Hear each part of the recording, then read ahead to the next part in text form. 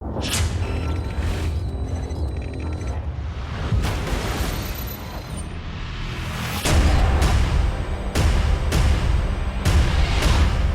we're talking about Annihilation, the new map pack for Call of Duty Black Ops. We have 4 new multiplayer maps: Hangar 18, Silo, Drive-In, and Hazard, and a new zombies map called Shangri-La.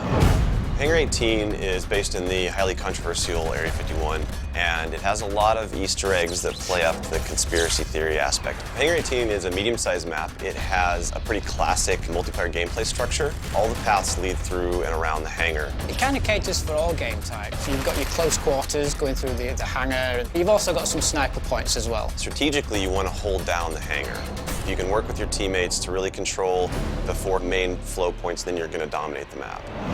Silo is based on a Russian underground nuclear missile silo construction site. It's probably one of the largest maps in the entire game. Silo favors players who take their time because there's a lot of flank routes and a lot of interconnecting paths. So players who are smart and use decoys and pay attention to the mini-map are going to be more successful. You can't really stick around in one place for too long because you're going to get shot from multiple angles. You really need to learn how to play the map, how the paths flow, and you need to stay on the move. Nuketown was a really hugely successful and popular map with Black Ops, and we wanted to do another map in the DLC that kind of emulates that style of gameplay. Drive-In's a fairly small map, but it does have a variation of battles. You've got the wide open area in the middle, the actual Drive-In itself, but then you do have close quarter battles down the side. So Hazard was inspired by one of our World at War maps called Cliffside, but it's a complete reimagining of it.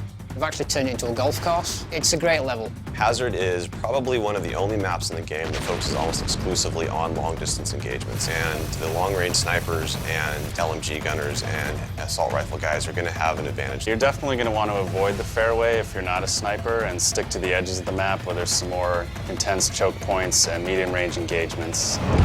The story in Shangri-La is shrouded in mystery. I love to leave it up to the fans to derive their own ideas from it and also discover the facts that we put in there. I hope they really get the sense that we've taken this to just a whole nother level with the new weapons, the new environment, the new ways of getting around the map and things like that. There's a lot of holding areas, escape hatches, and things that let you get out at the last minute, which is a contrast to Call of the Dead, where it was a very wide open map. This is a much tighter map. Don't hold out too long. If things look like they're getting rough, get out of there.